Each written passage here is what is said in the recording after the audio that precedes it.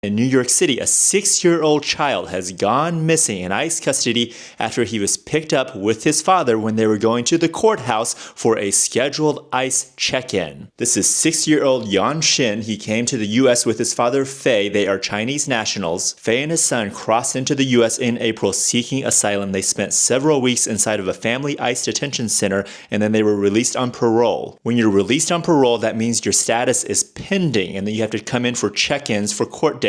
So they came in for a check-in in August where they were arrested again. On October 24th, the father and son were released for the second time into the U.S. on a year-long parole. They had more check-ins required, so that's what they went to in December. And at this check-in in December, ICE again arrested them for the third time, and this time they separated the father from the son, and now the father has no idea where his 6-year-old son is. The DHS spokesperson acknowledged that the father and son were separated and did not say where the 6-year-old is, but did add that ICE does not separate families. What a ridiculous statement. She acknowledged that they separated this father from his son, and then goes on to say, but ICE doesn't separate families. Not an isolated case. According to the Deportation DAPA Project, 151 children under the ages of 18 have been arrested by ICE since the beginning of this year. Okay, the best case scenario is that this child is simply lost in the system. His name hasn't been updated. He is alone somewhere amongst a bunch of strangers,